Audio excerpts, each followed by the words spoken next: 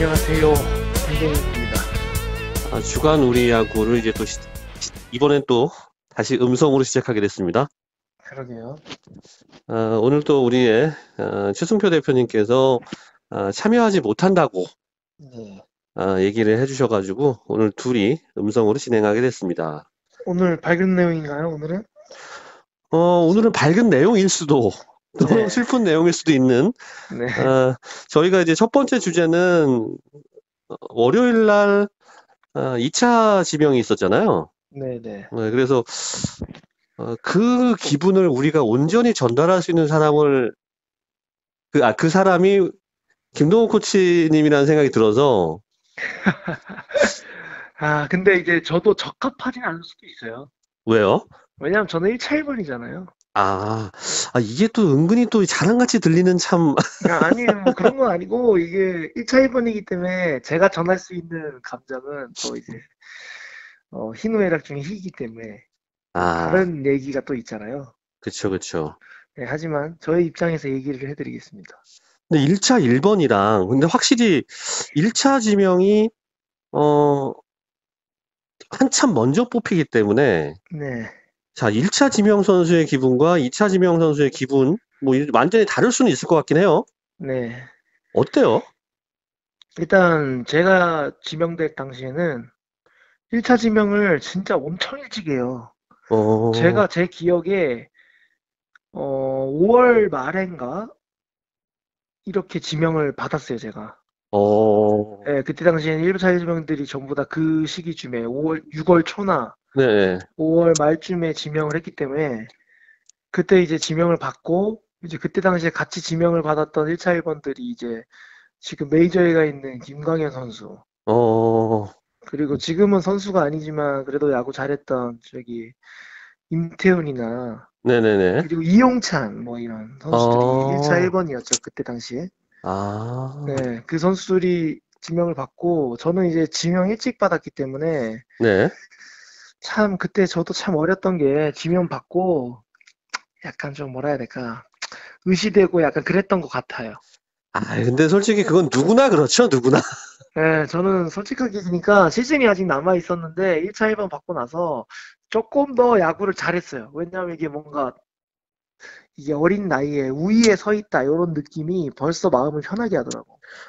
그게 자신감으로 딱 그렇죠, 그렇죠. 바뀌었네요. 그렇죠. 그것이 이제 편한 플레이로 나왔고 그러면서 마지막까지 야구를 잘했던 어, 예, 그런 기억이 나요.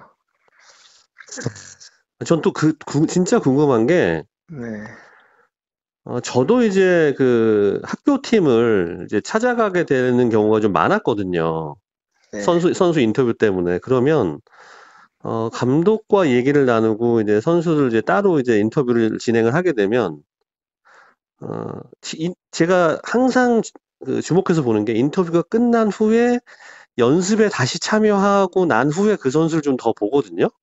네, 그러면 그 선수들이 굉장히 흘깃흘깃 거리면서 감독이랑 무슨 얘기를 하나 너무 궁금해해요. 네, 그래서 저는 스카우트들이 분명히 학교에 오거나 근처에서 보고 있다는 걸 알잖아요, 선수들도. 그쵸. 그때 어때요, 기분이? 나를 보러 왔다는 걸 알고 있잖아요. 이제 보통 그 정도의 선수들은 알죠. 어, 약간 실력이 된다고 생각하고 그 정도 평가를 늘 받고 있기 때문에 음, 자기를 보고 보러 왔다 이런 건 알잖아요. 네네. 예, 뭐 저도 그때 당시에 그랬었고, 예, 그리고 학교 스카우터님들 오면 거의 관리하는 선수들을 확 체크하려고 오는 건데 이제 잔소리하러 오는 거죠, 거의 대부분. 아니, 저 때는 그랬어요. 저 때는 잔소리하러 왔어요. 예, 아, 막 그때 당시에 제가 느끼기에 잔소리죠, 한마디로 보니까. 음, 원래는 이제 잔소리는 아니고 그런 건데 제가 느끼기엔 그때 당시에 잔소리였지. 막 주로 뭐 무슨 얘기예요? 행동도에 뭐라 하고 아, 행동으로 뭐라 하고 또 이제 야구 하고 있는 걸로 뭐라 하고. 예. 그리고 막 그런 것들. 그때 당시 이제 고 장효조 감독님, 장효조 스카우터님이셨는데, 네네. 예, 저 담당 스카우터였거든요.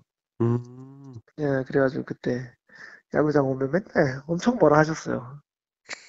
예, 맨날 선크림 바르지 말라고. 뭐 하면서 뭐 그런 얘기들. 그런 얘기 아, 했었죠. 예. 자, 장효정 네. 스카우더님 보고 싶네. 아, 워낙에 타격의 달인이셔가지고, 네. 저도 이제 TV나 이런 걸 통해서 본 기억이 계속 나네요. 네. 자, 그러면, 자, 지명이 이후에 그렇게 했는데, 이제, 지명을 못 받은 친구들도 있을 거잖아요. 김동훈 코치의 이 경험에 의하면, 어, 팀에서 1차 지명을 받을 것이라는 선수는 딱 한 명이잖아요. 그렇죠. 어, 저는 그럼 2차 지명을 어쨌든 굉장히 좀 크게 하고 많은 선수들이 관여가 되는데, 네. 그거를 기다리는 선수들 혹은 거기서 지명을 못 받았을 때 그 선수들은 어떤지 좀 궁금해요. 그 선수들의 마음가짐이나 마음 상태가 어떻게 변할지. 일단 본인이 일단 내가 그 2차 지명에 될 수 있다. 약간 요런 느낌을 받고 있단 말이에요, 선수들이. 자기들이 성적이 좋으면. 네. 아닌 선수들이야 사실 기대도 안 하겠지만 그러면서 이제 그냥 다른 생각을 하고 있겠지만 그 프로 지명 이제 하는 날 됐을 때 내가 이 정도 성적에 그리고 그 전에 약간의 컨택이 있었고 그러면 이제 기대를 하잖아요. 네. 네, 기대를 하는데 이제 지명을 못 받았을 때 그 선수들이 느끼는 박탈감은 아, 정말 좋아하는 여자친구와 헤어지는 느낌이 있지 않을까? 그 정도의 플레스? 그 정도의 박탈감? 아, 어떻게 보면 그 일반 학생들이 수능을 망치거나 아니면 대학을 못 가게 되는 케이스랑도 비슷할 수 있겠네요. 아, 근데 저는 그거보다 조금 더, 뭐, 뭐, 어느 게 이제 뭐라 해야 될까, 부담스럽다라고 얘기하기 좀 그런 게, 예. 야구는 어떻게 보면은 그걸로써 인생이, 물론 대학도 마찬가지겠지만, 거기서 선수들이 느끼는 그거는, 그게 뭔가 마지막이라는 느낌이 있어요. 아, 그게 제가 볼 때는 그런 것 같아요. 아, 대학을 못 가겠다라는 건 우리나라에 일단 제도적으로 네. 1년 뒤에 해도 되고 2년 뒤에 그렇죠. 해도 되고 그러니까 물론 이제 우리가 흔히 말하는 장수생이 되면 곤란하겠지만 예, 딱 정해진 룰이 있잖아요. 근데 그렇죠. 고등학교를 졸업하고 지명을 못 받으면 대학을 가야 되고 뭐 최근에야 뭐 얼리 드래프트가 가능해진다고 얘기를 하고 있지만 뭐 2년제 혹은 3년제 대학도 생겼지만 과거에는 일단 4년이라는 시간을 또 버텨야 되는 거잖아요. 그렇죠. 그리고 만약에 대학에서도 지명을 못 받으면 그다음부터 진짜 아, 우리나라에서 커리큘럼이 없어요. 더 안 될, 이상의 그게 없죠. 그렇죠. 어떻게 해야 되지가 우리나라 사람들이 다 알고 있는 어떤 시스템이 존재하는 게 아니라 그냥 사회로 그냥 나가버리는 거잖아요. 그렇죠. 특히나 이제 저는 더 힘들 거라고 생각하는 그 친구들은 고등학교 졸업하고 대학도 못 가게 되고 야구도 더 이상 프로의 지명을 못 받았을 때 이 선수가 할 수 있는 방법이 너무 없는 거예요. 아, 그러니까 진짜 굉장히 그래요. 근데 진짜로. 그렇죠. 이게 할 게 없어요. 예. 그래서 생각 드는 게 이제 그런 선수들이 이제 군대를 가려고 하죠. 그렇죠. 예. 그런 것들. 그때 당시에 기억이 나는 게, 우리 학교에서 지명이 3명이 됐거든요. 네. 그 당시에. 3명이면 적은 건 아니네요. 엄청 많이 된 거죠, 사실. 그쵸. 예, 야구를 잘했던 애들이라서 우리 때, 이 3명이 지명이 됐었고, 이제 근데 이제 네. 나머지 선수들이 참 좌절하면서, 그러면서 근데 다행히 이제 그때 당시에 대학은 다 지명이 돼 있어서, 음, 예, 대학 진학을 끝나 있는 상태였고, 이제 그 많은 3명의 선수가 지명을 받았는데, 그때 당시에 어떻게 보면은 뭐 이렇게 얘기했잖아. 가장 떨어졌던, 네. 가장 부족했던, 네. 학교도 가장 저기 지방 멀리 갔던, 네. 어, 네. 가장 멀리 갔던 친구가 현재까지도 야구를 제일 오래 하고 있어요. 누구예요? 그 친구가 네. 임현준 선수라고 어, 삼성 라이온즈의 자완 스페셜 저기 언더로 던지는 아, 그 친구가 고등학교 때까지 키도 작고 그러니까 힘이 없어서 근데 예뻤어요. 이렇게 자세도 예뻤고 막 이러는 어, 선수였어. 그러면서 고등학교 때까지는 조금 어떻게 보면은 우리 동기들이 힘도 세고 막 야구를 음, 좀 잘을 했어서 상대적으로 조금 뒤에 처져 있었는데 이 친구가 대학을 가더니 경성대를 갔거든요. 네. 4년을 씹어먹고 어, 4년을 씹어먹고 프로를 이제 당당히 삼성에 딱 들어왔었죠. 그래서 삼성에서 다시 만났었지 딱. 어. 야, 그러면서 만나니까 이게 감회가 새롭더라고. 그러니까 저는 이런 예도 있고, 네, 이번에 지명을 받을 때 보니까, 김기태 감독의 아들인 김건영 선수도 뽑혔고, 네, 미국에서 이제 대학 야구를 하다 왔잖아요.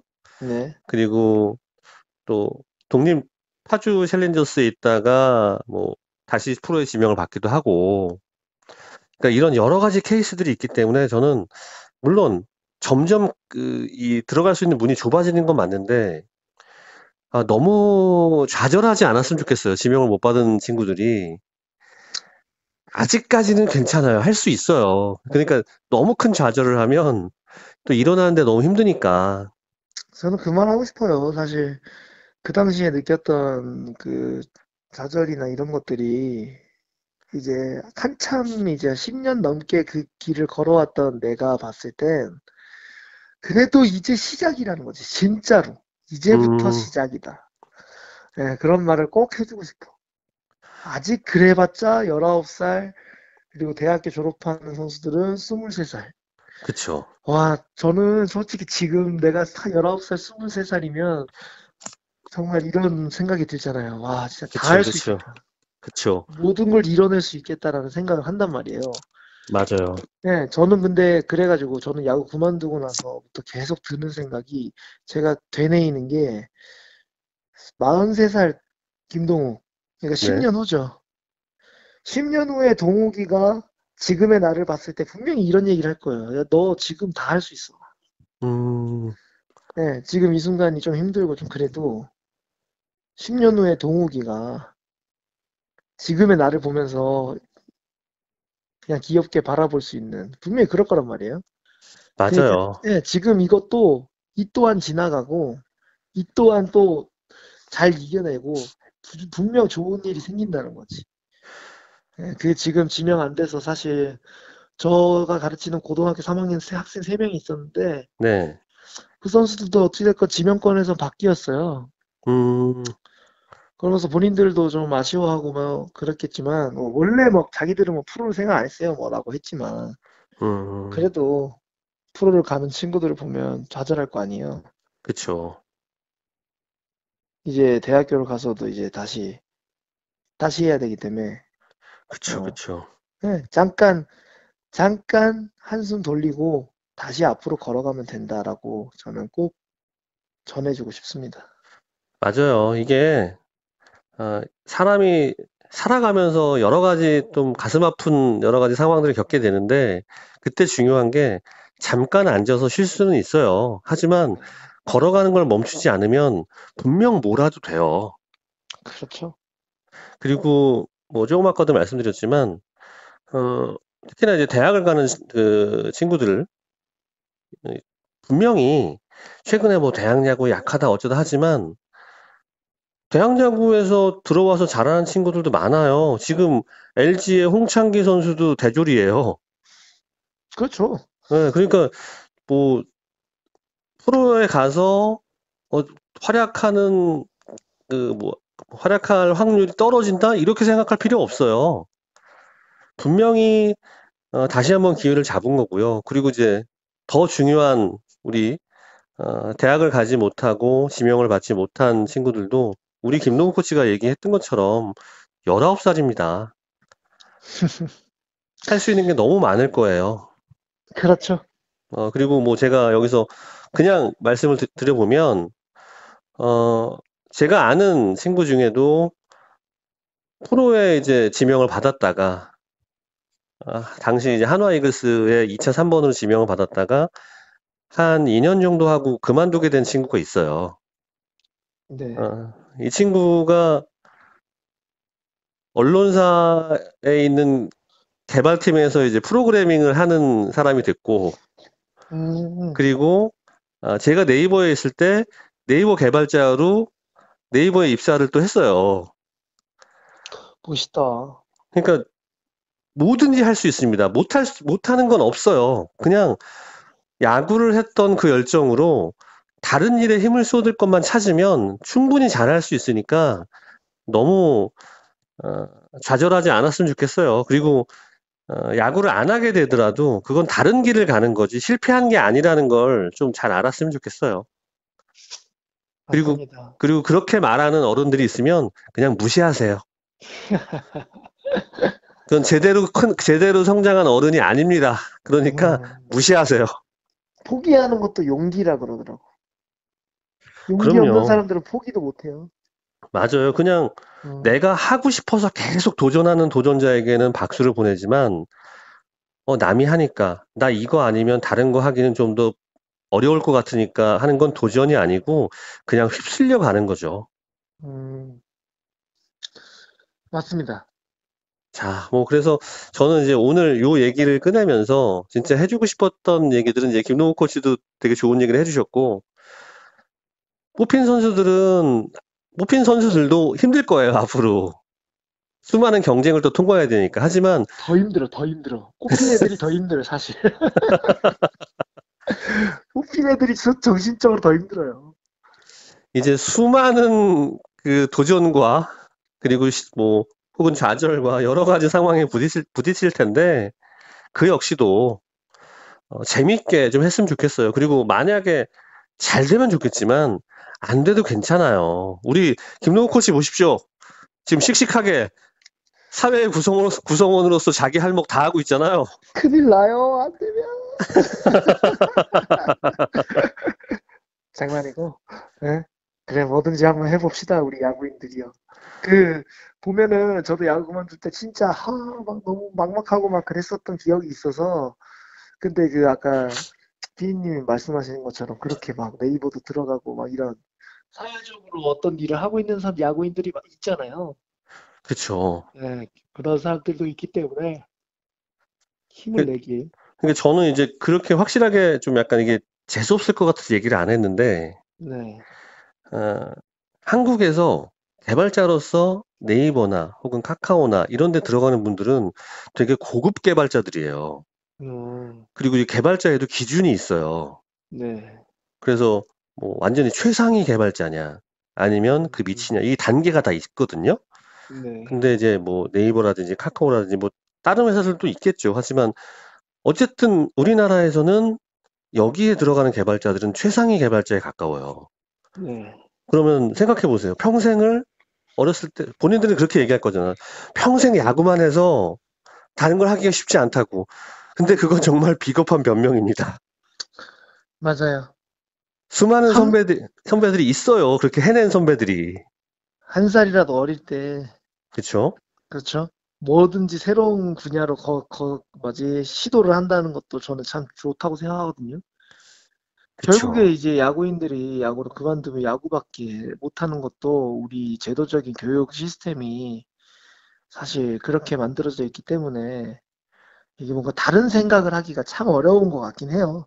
이게 주위에서 뭐 야구인들도 뭐 밖에 나가도 다 할 수 있다고 하지만 이제 진짜 야구계에 있었던 제 입장에서 봤을 때 야구 말고 뭔 하기에 아무것도 뭐라 해야 될까 시도를 할 수 있는 용기가 안 생겨요. 일단 그런 게 그쵸. 이제 우리 교육 시스템 무조건 야구 하루 종일 야구만 했던 우리들의 그쵸. 폐해죠 어떻게 보면. 그러니까 저는 야구 선수들이 야구 외에는 못한다가 아니고 야구 외에는 안 해봤기 때문에 그러는 거거든요. 근데 누구나, 맞아요, 누구나 안 해본 일은 두렵죠. 맞아요. 그러니까 뭐 김동훈 코치도 그렇고 저도 그렇고 늘 하는 얘기가 그거잖아요. 제발 연습 시간 좀 줄여라. 그리고 감독 제발 학교에서 자지 좀 마라. 이런 얘기 하는 거잖아요. 그러니까, 그렇죠. 그러니까 우리 학생 야구 선수들도 뭐 예를 들어서 좀 일찍 끝내주고 또 연습을 쉴 땐 쉬고 이렇게 해주면 그 시간에 본인이 할 수 있는 다른 거를 많이 찾게 돼 있어요. 그리고 가족들과도 더 많은 시간을 보낼 수 있겠죠. 가만히 못 놔둬요. 부모님들이 뭐라도 시켜요. 그러면 학원도 보내고. 다른 거 시킨다 보니까. 가족끼리 여행을 가든 거고.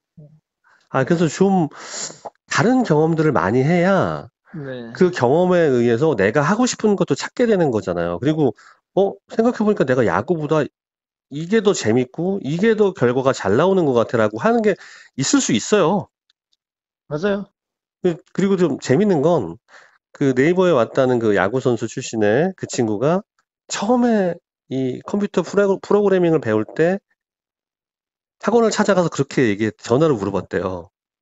저 평생을 산에서만 산 사람이어서 아예 아무것도 모르는데 괜찮나요? 라고 물어보니까 그 학원에서 괜찮습니다. 뭐든지 다 할 수 있습니다라고 해서 갔대요. 그러니까 자기가 너무 모른다는 거를 인지하고 있는 거죠, 그 친구도. 음, 뭐 그런 걸 해본 적이 없으니까, 한 번도. 네. 근데 포기하지 않고 해서 결국은, 최상위 개발자가 됐다라는 게 저는, 후배지만 진짜 존경할 만한 친구라고 생각해요. 네. 그러니까 이게 뭐 저 사람도 했으니까 너도 해야 돼가 아니라 수많은 케이스들이 있다. 그러니 주저앉지만 말아라라는 얘기를 정말 해주고 싶었어요. 그래서 제가 야구에 산다라고 그 SBS에서 하는 유튜브에 나갔는데 그래서 이런 얘기를 해주고 싶었는데 음, 못 어, 하셨구나. 못한 이유가 네. 전화 연결을 그 10개 구단 스카우트들이랑 열통을 하는 거예요. 그 진짜로. 세 명이 진행을 했는데 그러니까 음, 전화 연결을 열통을 하니까 무슨 얘기할 기회가 없더라고요. 음, 그래서 여기서도 꼭 해야 되겠다라는 생각을 좀 해서 또 네. 우리 또 프로야구에 관련한 지명을 받아봤던 사람은 또 김동욱 코치가 유일하니 또 이런 얘기들도 물어보고 정말 어떤 기분인지 그리고 스카우트들은 오면 무슨 얘기를 해주는지 근데 저는 오늘 그래도 꽤 재밌었던 것 같아요. 전 스카우트들이 오면 멀찌감치 보고 뭐 요즘 괜찮아? 라고 하면서 뭐 엉덩이 좀 두드려주고 요 정도인 줄 알았는데 야 선크림 바르지 말고 예, 그거는 이제 스카우터의 성향이죠, 사실. 그쵸. 예, 고 장효조 감독님, 장효조 스카우터님은 그때 당시에 느끼기에는 꼰대 같아 막 이랬었는데 음, 지금 생각해보면 진짜로 좋으신 분이셨고 누구보다 선수를 생각하셨던 몇 안 되는 이제 스카우터 혹은 몇 안 되는 지도자였습니다. 그러니까 그게 아, 애정 표현을 그렇게 하신 거네요. 예, 맞아요. 그렇게 하세요. 막 괜히 때리시고 막 괜히 뒤통수 후리고 막. 예, 요즘 시대에 있었으면은 이제 큰일 나실 분이 있을 수도 있어. 하지만 그때 당시에는 저는 좋았었어요. 네. 자, 뭐 그럼 요 얘기는 요 정도로 마무리하고요. 네. 자, 오늘의 마지막 주제이자 두 번째 주제인 옹고지신. 네. 자, 저희가 뭐 이제 학부모 관련한 것들 그리고 학생 야구에서 좀 고쳐줘야 될 부분들에 대해서 많이 얘기를 나누고 있는데 제가 최근에도 이런 농담을 좀 했었어요. 그래서 네. 이 주제를 해야겠다라고 생각했는데 이거는 우리 최 대표님이 있으면 더 풍성해지겠지만 그럼에도 불구하고 직접 목격자잖아요. 그렇죠. 우리 코치님은 직접 목격자이기 때문에 전 이 얘기를 꼭 하고 싶었습니다. 이 주제는 학부모의 노동력에 관한 얘기예요. 야, 학부모의 노동. 우리나라 시스템이 진짜 웃긴 시스템이, 우리나라, 그러니까 이 야구 문화의 시스템이 진짜 웃긴 시스템이라는 걸 여실히 보여주는. 돈을 지불하는 사람들이 을의 위치에 있고, 그쵸? 돈을 지불하는 사람들이 오히려 노동을 해야 되는.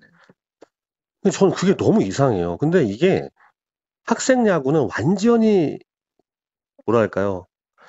나쁘게 딱 몰아진 거고 보니까 일반 학생들의 학부모님들도 그런 불만이 좀 있으시더라고요. 요새 음, 보니까 청소 이런 것도 애들이 안 한대요. 그럼요. 가끔 이제 학부모님들이 돌아가면서 한다 그러더라고요. 어, 그것도 쇼킹이네, 정말.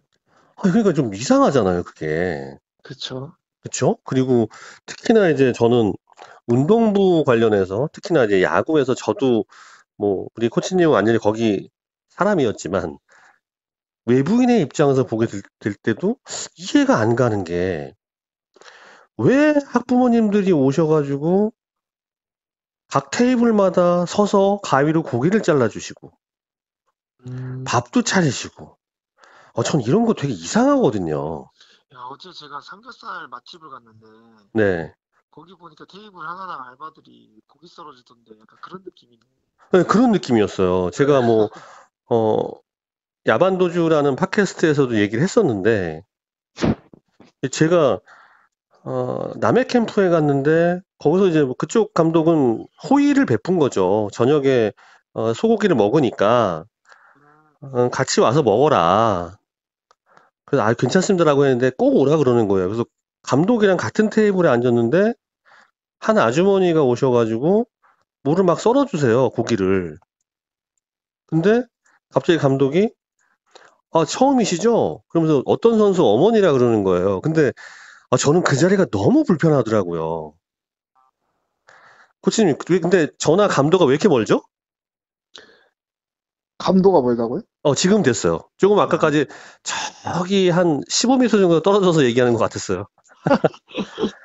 근데 이제 그 선수는 지금 현재 어쨌든 프로야구에서 활약하고 있는데 그 선수 어머니가 왜 저한테 거기서 서서 고기를 잘라주셔야 하지라는 의문이 그때부터 들었거든요. 그래서 저는 좀 불편해서 후다닥 먹고 나왔는데 보면 그런 경우가 너무 많아요.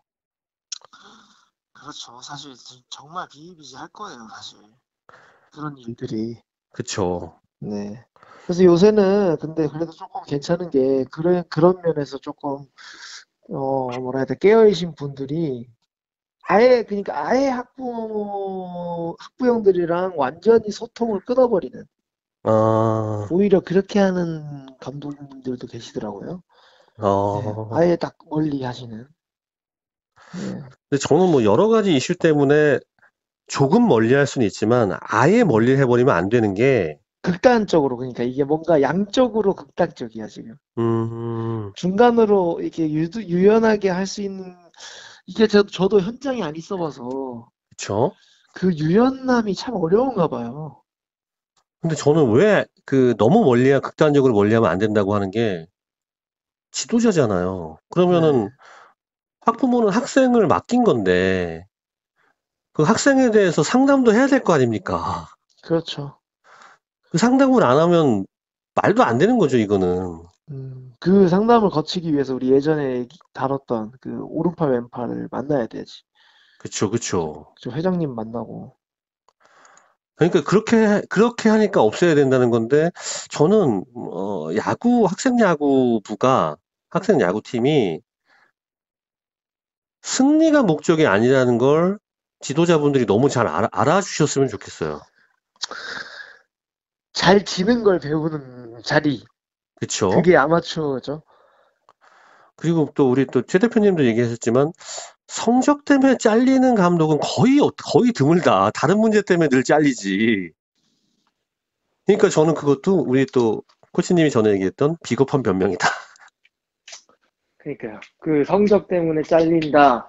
이거로 명분을 삼아서 어 그렇게 근데 저는 항상 느꼈던 게 약간 거의 대부분의 지도자들이 자기 만족의 훈련을 해요. 어, 자기 만족. 선수 만족이 아닌 자기 만족. 근데 저도 이제 지금 어떻게 보면 지도자잖아요. 그쵸? 근데 저도 가끔 그럴 때가 있어요. 음, 이게 내 만족이 안 될 때, 나 스스로 만족이 안 될 때 이게 뭔가 그런 느낌. 음, 막 예를 들어서 우리 말대로 막 조져야 돼 더. 더 시키고 싶고 막 이런 욕심. 막 아, 이런 것들이 지도자로서 생긴단 말이죠. 근데 이제 그거랑은 조금 색깔이 다른 게 의무적으로잖아, 이거는. 매일매일이. 그쵸, 그쵸. 매일매일. 뭐 어쩌다 한 번 들은 생각이 아니고 매일매일 자기만족의 훈련. 그래서 제 약간 지론 중에 하나가 코치가 열정적이면 선수는 피곤하다. 그쵸, 그쵸. 약간 코치가 조금 게을러줘야 돼요, 사실. 그러니까 그 게으른 게 다른 게으름이지 약간 현장에서 막 뛰어다니는 코치 말고 그 선수가 훈련할 수 있게 도와주기 위해서 뒤에서만 어떤 행동을 취하는 예를 들어서 뭐 타고 데이터도 수집해준다든지 영상을 찍어준다든지 그쵸. 스케줄을 만들어준다든지 체계적인 훈련을 할 수 있게 시스템을 딱 만드는 그런 거를 해놓고 그 다음부터 그냥 우리가 봤을 때 게을러 보이는 음, 예 남이 봤을 때 와, 뭐야 저 사람 왜 아무것도 안 해 약간 이런 느낌이 받을 수도 있단 말이죠 사실. 그리고 실질적으로 그 미국의 코치들은 정작 선수들이 연습하거나 뭔가 할 때는 할 일이 별로 없어 보인다잖아요. 지금 우리 김동호 코치가 얘기한 대로. 그래요 맞아요. 다만 그 연습 방법이나 이 스케줄이나 등등 이거를 고민할 때 굉장히 바쁘다고. 맞아요. 그게 정상인 것 같아요, 저도. 그런 것들을 이제 빗대어서 이제 이런 부분인 거죠. 우리가 항상 얘기하는 원고지신에서도 항상 다루는 어떻게 보면 다 공통 주제고 지금 학부형님이 고기를 썰어주고 이런 얘기도 그렇죠? 적당한 거리를 유연하게 그렇죠. 가지면서 사실 그게 뭐예요? 사실 우리 엄마가 그 하고 있다는 것 자체가 사실 저는 운이 좋았던 게 네. 그 당번 면제 약간 이런 게 있었어요. 저. 어, 네, 제가 어렸을 때 학교 다닐 때 항상 저는 당번이 명제였어요. 음, 네, 약간 그게 또 조건이었고 왜냐하면 집이 제주도여서 아, 당번 면제를 안 해주는 학교는 저는 아예 거들떠도 안 봤죠. 아하. 네. 그래서 우리 엄마가 그 뭔가 밥을 하고 이런 모습을 본 적은 없어요, 저는. 근데 저는 네. 그런 모습을 볼 때, 아, 선수 입장에서, 그 학생 입장에서 되게 마음이 안 좋을 것 같아요. 근데 또 이게 문화가 돼버리니까 아마 음, 선수들도 별 생각이 없어요, 그때 당시에는.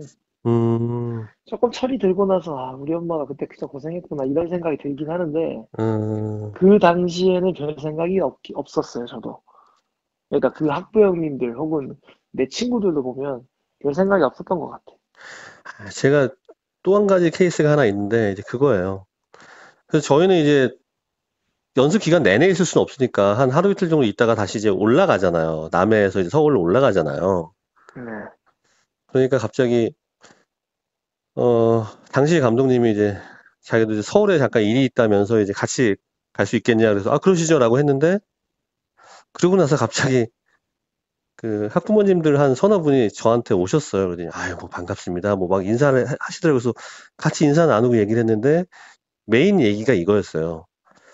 아, 올라가시다가 그 맛집 있으면 그냥 쓱 빠져서 거기 들어가시라고 그럼 자기가 계산하겠다고 이렇게 얘기를 하시는 걸 보고 음, 저는 어떤 느낌을 받았냐면 야구 시키는 게 이렇게 힘들구나.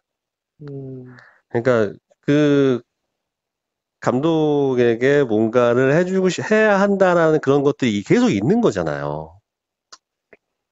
그렇죠, 사실. 그래서 저는 그런 게 너무 물론 저는 그건 과거의 얘기고요. 지금은 많이 사라졌겠지만 이렇게 얘기를 해주고 싶은데 저는 사라지지 않은 것 같아요. 아, 귀빈 대접 받으셨네, 귀빈. 예? 피디님. 그래서 모른 척하고 저희는 그냥 왔어요. 근데 이게 진짜 마음이 안 좋은 게 그냥 오기도 그렇고 들리기도 굉장히 이상하고 참 이게 마음이 너무 불편해요. 아, 귀빈 대접을. 근데 이제 제가 저번에도 그랬지만 제 네, 꿈이 감독이란 말이에요. 네네. 이 세상의 왕이 될 수 있는 자리. 대통령보다 위에 있는 자리. 그것이 바로 야구 감독. 그게 왠 줄 아세요? 왜 대통령보다 더 위에 있는 자리인 줄 아세요? 왜 그런 거죠? 책임을 안 지잖아요. 그 바로 그거죠. 책임을 안 뭔가를, 지잖아. 뭔가를 어마어마하게 권력을 갖고 있긴 한데, 그거에 대한 책임은 별로 없어. 야, 최고야, 진짜. 제가 아니, 봤을 때. 아니, 거기다가 제가 최근에 우리 김동욱 코치가 이제 우리 이 주간 우리 야구 초창기부터 했던 얘기 했어요. 그 사람들 별로 힘 없어요. 막 이런 얘기 했잖아요. 음, 그러니까 너무 그렇게 저는 학부모님들이 이렇게 너무 힘들어서 혹은 저 사람이 힘이 셀 것 같아서 이렇게 웅크리지 않아도 된다라고 얘기했는데 현실은 조금 다른데 막 얘기 생각해봤는데 최근 들어서 그 뜻이 무슨 뜻인지 너무 잘 알았어요. 음, 맞아요. 정말 생각보다 그 권한은 선수에게 그리고 학부모에게서 나오는 거지 본인이 힘이 있어서 그 자리를 차지한 게 아니에요. 바로 그겁니다. 그러니까 학부모님들이 아니라고 생각하시는 부분은 아니라고 말씀하시고 그게 한 분만 되면 안 돼요. 여러분들이 같은 생각을 해주셔야지 바꿀 수 있어요. 근데 이거가 참 어려워요. 내가 만약에 학부모라도 사실 저도 이런 얘기를 하지만 참 그렇게 얘기하기가 불편하단 말이지. 그래서 그쵸. 사실 이거를 학부모님들한테 요구하기보단 우리 야구인 지도자들이 바뀌어야 돼요. 그게 음, 가장 빠르죠. 가장 빠른 거고 그쵸. 학부모님한테 여러분 힘내세요 하면서 자꾸 이렇게 하셔야 됩니다라고 하는 것 자체가 우리 아들을 맡겼는데 어떻게 그러겠어요. 진짜 어려운 얘기죠. 그리고 예. 뭐 농담 삼아 이렇게 얘기하시는 분도 있잖아요. 인질로 잡혀 있는 거다. 뭐 농담이라는 걸 전제했습니다.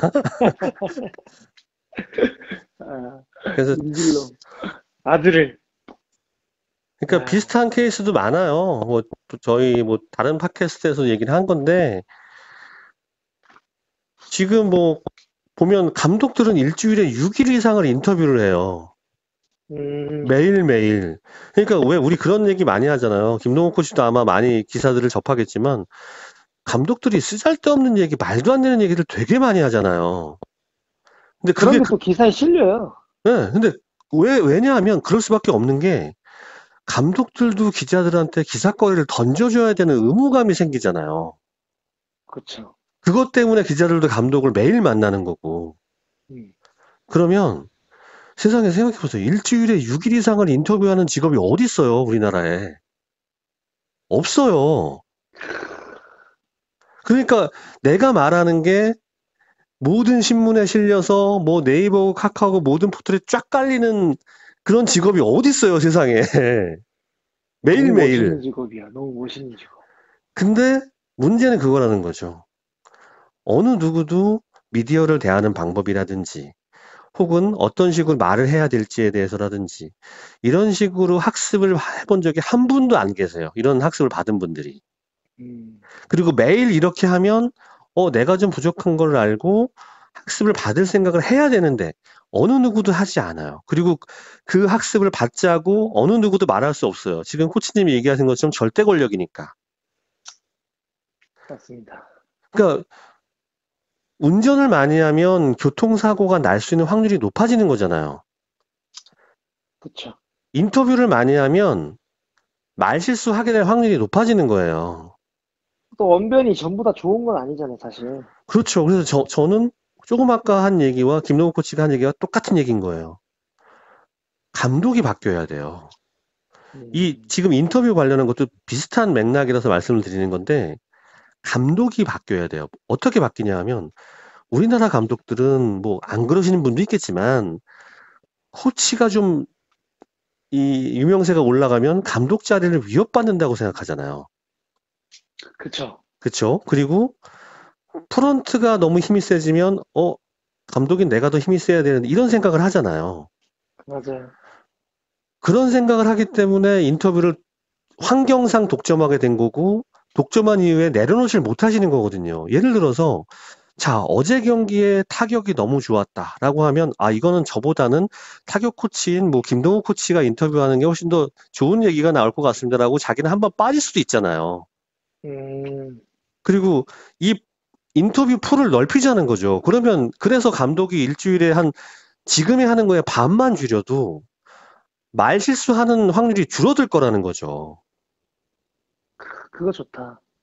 근데 이거는 흔한 말로 고양이가 자기 목에 방울을 직접 달아야 돼요. 감독 본인이 그걸 내려놔야 되는데 어느 감독도 내려놓을 생각은 하지 않아요. 왜냐하면 자기 자리가 위협을 받는다고 생각하니까. 음, 근데 이 부분은 그 구단에서 시스템으로 해결할 수 있어요. 계약 기간 뭐 성적이 너무 나빠지지 않는 이상은 무조건 유지한다라든지 그런 일 절대 없다는 확신을 줘야 되는데 지금까지도 어느 구단도 그런 확신을 줄 수 있는 구단은 없었다고 생각해요, 저는. 맞아요. 그리고 이제 진짜 감독 자리에 앉아야 될 사람들을 앉혀야 되는데, 그쵸. 그러지 않고 이제 그냥 이름이나 그죠? 그런 것만 보고 이제 앉히게 되면 그 사람들한테 또 너무 안정적인 그걸 줬을 때 또 문제가 되죠. 이 팀 운영에 있어서 사실. 그쵸, 그쵸. 네, 그래서 이 구단에서도 사실 뭐 잘 골라야 되는 거고. 그러니까 이 아마추어도 똑같은 게 우리 이제 옹고디신 얘기잖아요. 네네. 아마추어 감독이 되는 과정이 제가 봤을 땐 그냥 사실 그 자격 요건보다는 코치를 오래 하거나, 네. 그러니까 코치를 오래 버티거나, 그냥 그 팀에서, 혹은 코치 경력이 좀 있는데 그 학교 출신이거나, 음, 약간 그러니까 감독의 자질보다는 그 사람의 끈기, 그 사람의 그런 면에서 감독이 된단 말이지. 예. 그래서 이런 모든 일이 생기는 것 같아요. 뭔가 음, 지도자 프로세서도 없고, 뭔가 감독 프로세서가 없고, 이 감독이 막 이게 진짜로 지도자로서의 서양을 갖췄나. 그거는 사실 저는 이제까지 잘 못 봤거든요. 맞아요. 그리고 네, 뭐 이게, 그러니까 지도자라는 게 그 선수들을 이제 관리하고 그런 사람인데, 예를 들어서 또 설계해주고, 또 그쵸. 팀 또 꾸려가지고 대회도 나가고, 정말 하는 게 많은 이런 자리에 자질을 안 본다는 건, 이건 참, 우리 정말 이게 제도적으로 조금 안 좋은 것 같아요. 이게 제가 과거에도, 어, 시즌이 끝나고 이제 마무리 연습할 때 프로구단을 찾아간 적이 있어요. 그래서 그 당시에 굉장히 유명한 선수가 노장 그 베테랑 선수에서 바로 코치로 넘어갔거든요. 그래서 제가 그 당시 그 팀 감독한테 물어봤어요. 감독님, 이거 고참과 코치는 전혀 다른 직업 아닙니까? 그러면 고참에서 코치로 넘어가는 과정이 이게 쉼 없이 바로 넘어가게 되면 이 코치도 힘들지 않을까요? 라는 얘기를 한 적이 있어요. 음, 근데 그 감독께서는 아, 우리 누구는 잘할 거야. 이렇게 얘기하고 마시더라고요. 음, 근데 전혀 다른 직업이에요. 그러다 보니까 감독한테 더 발발발 거릴 수밖에 없는 거예요, 이제. 그러니까 그렇게 코치도 시켜주고. 해외 연수도 받아야 되고요. 그리고 뭐 그때 우리 코치님도 얘기했지만 저는 그 당시에는 아, 해외에 나가서 견문을 넓히는 것도 중요하겠지. 그리고 시간을 좀 텀을 두고 뭔가 채워나가는 게 중요하다고 생각했는데 그때 코치님이 한번 얘기했을 거예요. 우리나라 프로팀에서 혹은 아마추어 팀에서 코치로 한번 연수를 받은 다음에 그 다음에 나가야 본인이 부족한 게 뭔지 안다. 음, 근데 진짜 그래야 돼요. 그리고 제가 지금 최근에 이제 프로 코치님들, 친한 분들한테 말씀드리는 게, 아, 청소년 상담 자격증 작은 거부터 따셔야 될 거다. 왜냐하면 나이 차이가 이렇게 정말 많이 나잖아요. 그쵸. 젊어야 뭐 30대지 중반도 이제 좀 생기긴 했지만 대부분 4, 50대의 코치분들이 19살부터 가르치기 시작해야 된단 말이에요. 그러면 저는 청소년 상담 자격증이 반드시 필요하다고 생각하거든요. 음, 그러니까 갖춰야 될 것들이 너무 많아요. 누군가를 가르치기 위해서는. 근데 그걸 귀찮아하면 안 맞습니다. 되는 거죠. 맞습니다. 하물며 뭐 요즘은 이제 미국 메이저는 이제 대학 코치들을 이제 메이저 코치로 고용하는 경우가 많은데 그 대학 코치들이 진짜 학위가 어마어마해요. 어, 네, 미국은 약간 그 지도자를 하려면 좀 그런 학위들이 빵빵하게 받쳐주더라고. 그러니까 학위를 따야 된다, 뭐 이런 말은 아닌데, 그러니까 그 그쵸. 정도로 지도자가 되기 위해서 과정을 거친다는 거지. 맞아요. 그러니까 그런 과정이 필요해요. 저는 네. 이렇게 은퇴하신 분들이 내가 야구 전문가인데 내가 뭘 배우고 뭘 또 자격을 증명해야 되냐라고 얘기하신 분이 계세요. 근데 기능인을 양성하는 게 아니라는 거죠. 선수나 학생 야구 선수나 혹은 프로야구 선수도 마찬가지예요. 기능인을 양성하는 게 아니에요, 우리는. 그 음, 부분에 대해서 명확하게 인지를 해 주셔야 되는데 자꾸 기능만 어떻게 올릴 생각을 하시는 것 같아서 좀 걱정스러운 거죠. 음. 이게 너무 따박따박 붙어 있는 이 우리나라 시스템, 이 학교, 그리고 또 학교 야구도 사실 엄청 붙어 있잖아요, 다들. 그쵸. 바로 옆에 있고, 막 그런 사회에 있다 보니까 사실 우리 이것도 참 어려운 문제이기는 해요. 그래서 이 어려운 문제를 해결하려면 사실 이 밑단에 있는 학부모나 이런 여기서 뭔가 개혁을 일으키기보단 위에서 그러니까 그쵸. 감독이 바뀌면 제일 좋고 그게 안 된다면 제도가 시스템이 그렇게 감독이 되는 과정을 만들어 버린다든지 맞아요. 네, 그렇게 되면 사실 모든 야구인이 편한 게 더 이상 감독한테 뭔가 잘 보이려고 이렇게 행동하지 않아도 되고 그렇죠. 이런 게 생긴단 말이지. 결국 자기 실력을 쌓으려고 노력을 하잖아요. 그렇죠. 물론 근데 그 과정이 힘들긴 해요. 근데 지금 있는 방식이 쉽긴 해요. 그냥 사실 노력 없이 어떤 누군가한테 잘 보이기만 한다면 뭔가 보장되는 이런 게 사실 쉽긴 해요. 쉬운 제도이긴 해. 근데 이제 사실 그 깊이가 없지. 맞아요. 그러다 보면 깊이가 없다 보니까 상처받는 사람도 많고 그런 일이 생기잖아요. 조금 냉혹하긴 하지만 깊이를 더 만들어서 어 그런 그러면 모두가 인정할 수 있고 그렇죠. 뭔가 그럴 수 있는 오케이 이런 거 오케이 이렇게 인정할 수 있는 그런 제도가 생겼으면 좋겠습니다. 저는 개인적으로. 아, 진짜 생겨야 돼요. 그리고 네. 저희가, 이번 온고지신의 주제를, 학부모의 노동력으로 잡았는데, 학부모의 노동력보다는, 지도자의 자격을 갖춰야 한다로 바꿔야 될 것 같아요. 우리가 그 얘기를 훨씬 많이 했어요. 그렇네요. 아, 근데 진짜 이런 내용들을 동의하시는 분들은 격하게 동감을 해주시는데, 극구 반대하고 정말 완전히 반대편에 서 있는 분들도 많아요. 그러니까 조금 아까 저는 그거는 네, 저는 딱 잘라 얘기할 수 있어요. 그거를 뭐 그러니까 동의하고 이런 사람들은 네, 야구가 조금 실력이 부족해서 어, 약간 선수 커리어는 조금 부족했던 사람들. 네, 예, 그런 분들은 이런 거를 언제든지 오케이라고 저는 하라고 할 거라고 생각해요. 왜냐, 이제 지도자로서 이제 뭔가, 왜냐면 야구를 실패했다고 우리가 아까 전에 얘기했지만, 네, 야구를 실패했다고 인생을 실패한 건 아니잖아요, 사실. 그렇죠. 예, 이 재능 스포츠, 이 무엇보다 이 예체능은 재능의 영역이 너무나 큰데, 그 중에서 이 재능의 영역이 제일 큰 스포츠 중에 하나인 야구인데, 그쵸. 못 넣는 경우도 있어요. 노력으로 절대 못 넣는 범위가 있단 말이에요. 그쵸, 그쵸. 예. 근데 이제 이거를 반대하는 사람, 그런 사람들이 이제 노력을 조금 상대적으로 덜해도 재능이 너무 뛰어나서 야구도 잘했고, 그랬던 사람들, 그쵸, 지도자까지 이게 쉽게 온 거죠, 어떻게 보면. 그쵸. 그런 사람들한테는 이런 프로세서 자체가 완전 귀찮은 일이야, 사실. 아, 정말 하기도 싫어, 그냥.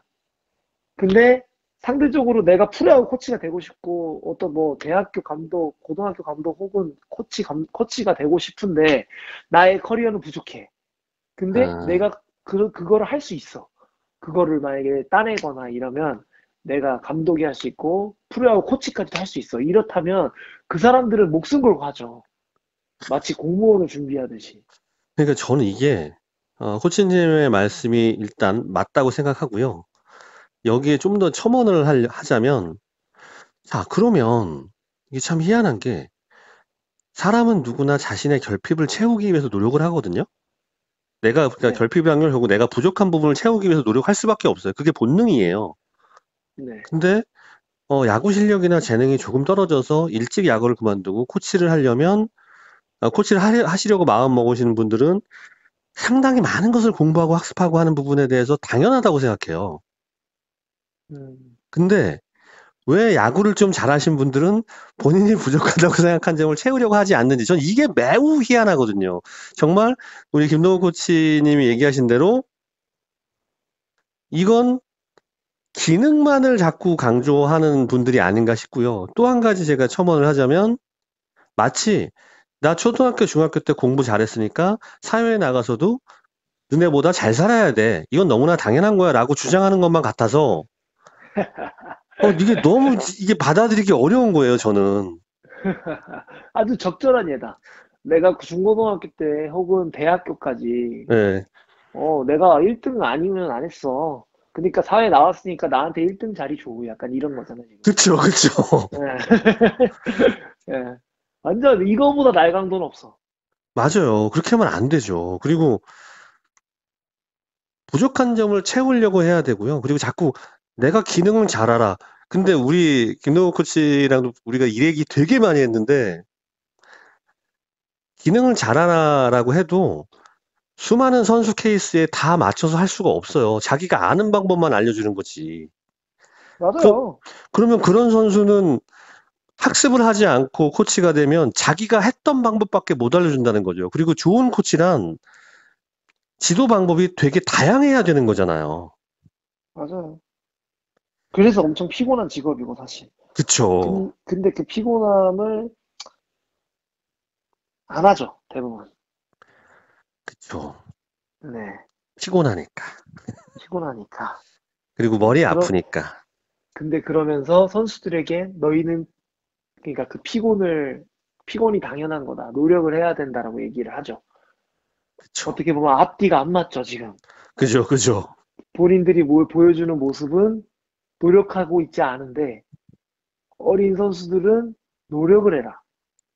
그러니까 아, 한마디로 아들에게 아빠는 맨날 집에서 저기 배 까고 TV 보면서 거실에서 누워 있는데 아들한테는 너는 TV 보지 마라. 너는 들어가서 책을 봐라. 사실 이 그쵸. 부모를 본단 말이지. 예를 들어서 어린애들은. 맞아요. 네, 근데 이제 그러면은 야구 선수들은 지도자를 만나는 그 지도자를 본단 말이에요. 그쵸. 그 지도자의 영향을 엄청 받죠. 어떻게 보면. 그죠, 그죠. 젠틀하고 멋있는 지도자 밑에서는 젠틀하고 멋있는 선수가 나와요. 그쵸. 왜냐하면 내가 그리고 보고 배운 게 막 그건데. 그리고 막 이제 막 와일드하고 막 이런 지도자 밑에서는 와일드하고 그런 선수만 커요 또. 그쵸. 그러니까 막 그런 것들이 그런 것들을 알고 코치들도 약간 좀 어떻게 보면 그 선수의 미래가 본인한테 달렸다라는 책임감? 음, 본인이 보여주는 모습이 결국엔 애들이 그대로 습득한다. 맞아요. 그걸 보고 행동한다 또. 제가 담배를 끊었단 말이에요. 선수 때까지 피다가. 네. 지도자가 되면서 끊었던 가장 큰 이유 중에 또 하나가 애들한테 이게 안 좋은 영향이더라고, 어떻게 보면. 맞아요. 그럴 수 있어요. 나를 롤모델로 삼고 있거나 나한테 배우러 오는 학생들이 내가 만약 담배를 피고 담배 냄새가 나고 예를 들어서 그걸 아무렇지 않게 생각하고 그런 것들을 보여줬을 때 이 선수들이 그러면은 이 담배는 괜찮은 거구나. 그러다가 스트레스 받으면 갑자기 담배에 손을 대는 거지. 그렇죠, 그런, 그렇죠. 그렇게 될까 봐. 담배를 끊은 맞아요. 것도 있거든요, 저는. 저는 그리고, 항상 머릿속에 딱 받고 있는 게 선수들이 나를 보고 있다. 그쵸. 어. 그렇기 때문에 나의 행동을 항상 조심하려고 한단 말이지. 말도. 맞아요. 그리고 저는 요즘 그 학부모님들이나 그리고 특히나 학생 야구 지도자분들께서 진짜로 알아주셨으면 좋겠는 게 보통 자신이 경험했던 것에서 비추어 보아서 얘는 이럴 것이다라고 생각을 하잖아요. 네. 근데 이건 진짜 누구도 인정하지 않을 수 없는 게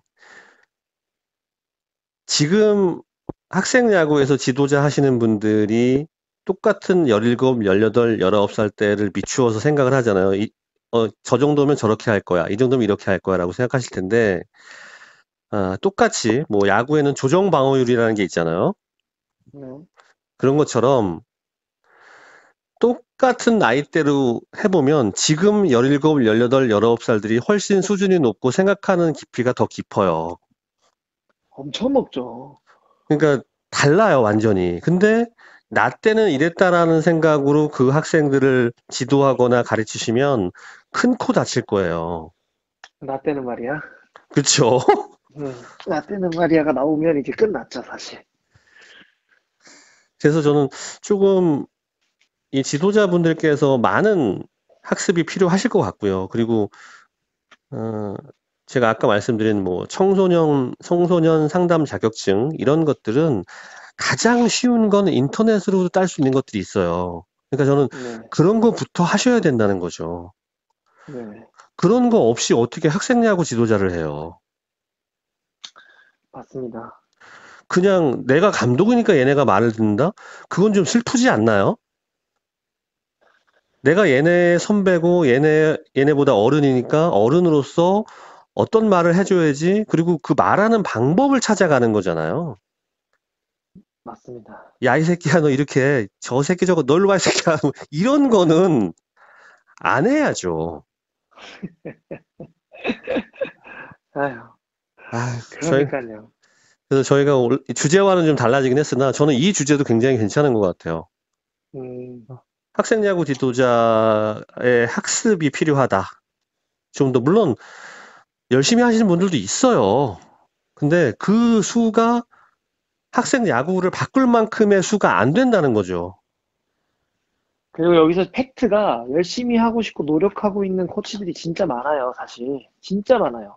그런 분들이 진짜 많은데, 이거를 펼치지 못하는 사람이 더 많아요. 맞아요, 맞아요. 네, 왜 이게 기존에 있던 기존의 감독들의 생각이 바뀌지 않기 때문에, 이 그렇죠. 어리고 젊고 이제 코치를 시작하고 뭔가 하려는 이 사람들이 그냥 그 의지를 꺾죠. 왜냐하면 그거를 하다가 괜히 감독한테 잔소리 듣고 혹은 이게 선수 때랑 똑같아요. 뭔가 자기 거를 펼치지 못하는 지도자가 되어도. 자꾸 눈치를 보게 만들잖아요. 맞습니다. 그런 것들이 참 안타깝습니다. 저는 솔직히 개인적으로. 그래서 저는 사실 코치라는 사람들이 저한테 배우러 많이 오거든요. 많이는 아니지만 그래도 와요. 자기 어, 돈을 내고. 네, 그런 분들이 있다니까. 그런 분들이 있어요. 제가 뭐 거론은 못하겠지만 저한테 이 타격이나 이런 거에 있어서 배우러 온다니까. 와, 난 이 사람들이 정말 사실 야구 실력으로는 선수 때 분명히 별로였던 분들이었을 거야. 하지만 저는 음, 지도자로서 정말 훌륭한 사람들이라고 생각하거든요. 맞아요. 다만 우리나라에 태어나서 안타까울 뿐이지. 그러니까, 미국이었으면 저기 막 혼자 공부해서 석박사 따고 예를 들어서 그쵸. 근데 그렇게 이게 해서 했을 텐데. 제가 아까도 말씀드렸지만 선수와 코치는 전혀 다른 직업이에요. 네, 선수를 잘할 수도 있고 슈퍼스타가 될 수도 있지만 그 슈퍼스타도 코치를 하거나 감독을 하면 전혀 다른 직업으로 넘어온 거예요. 그러면 그렇죠. 과거에 했던 결과에 대해서 인정해주고 존중은 하지만 전혀 다른 직업에서 결과를 못 내면 욕먹는 거예요. 그리고 전혀 다른 맞습니다. 직업이라는 걸 그분들이 인정을 해야지만 바뀔 수 있어요.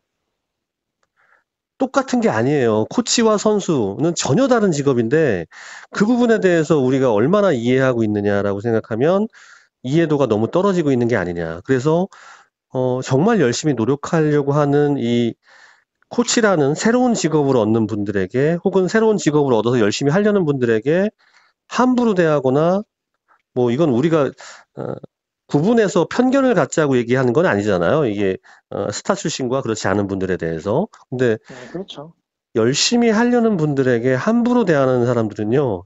죄송합니다만 나중에 벌 받아요. 진짜 그러시다가. 열심히 하려는 사람들은 도와주고 밀어줘야 돼요. 그래서 그래서 우리하고 협동조합이 그런 일을 하려고 하는 거 아니겠습니까? 그렇죠. 저는 이런 작은 움직임이 꼭 어떤 도움이 되었으면 나중에 시간이 지나서 그쵸.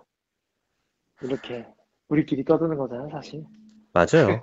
그래서 저는 그때 김동훈 코치가 했던 말도 너무 좋아요. 한 분이라도 혹은 몇 분이라도 우리가 하는 얘기를 듣고 마음이 풀리시면 좋을 것 같다라고 했는데 저도 그렇게 생각해요. 네. 자, 우리 오늘 한 40분 하려고 했는데 또 1시간이 넘어버렸어요. 얘기를 하다 보면 늘 이렇게 길어지는. 왜 이렇게 화를 내세요, 그리고? 저는 이렇게 이해할 수 없는 분들에 대한 얘기를 하면 자꾸 화가 나는데 왜 이러는지 모르겠어요. 평소에도 이렇게 화를 많이 내나 싶기도 하고. 야구계 얘기 이거를 우리 앞으로는 화를 내지 않는 어떤 산뜻한 주제도 한 번씩 다뤄봅시다, 우리. 진짜 그래야 될 것 같아요. 자, 오늘 뭐 여기까지 하시죠. 이제 마무리는 우리 코치님이 늘 하셨으니까 네. 부탁드리겠습니다. 지금 우리 지금 그래도 한 4주 정도 지금 이렇게 영상과 전화로 방송 녹화를 했잖아요. 그쵸? 5주인가? 5주 정도 된 것 같은데. 그쵸. 참 이게 참 우리도 이제 채널을 유지하고 있는 입장에서 참 이런 거 좀 죄송스럽고, 하지만 이제 여러분들의 이런 아주 작은 선행이죠. 구독과 좋아요. 이런 건 우리 채널 유지에 아주 큰 힘이 되기 때문에, 그리고 우리 협동조합을 알리는데 너무 큰 도움이 되기 때문에 귀찮으시더라도 구독과 좋아요 부탁드리고요. 네, 앞으로 우리가 이렇게 아마 야구를 다루고 야구계를 다루는 이런 실없지 않은 얘기들, 또 다른 주제를 가지고 다음 주에 또 찾아올 테니 기다려 주시기 바랍니다. 그러면 안녕. 수고하셨습니다. 고맙습니다.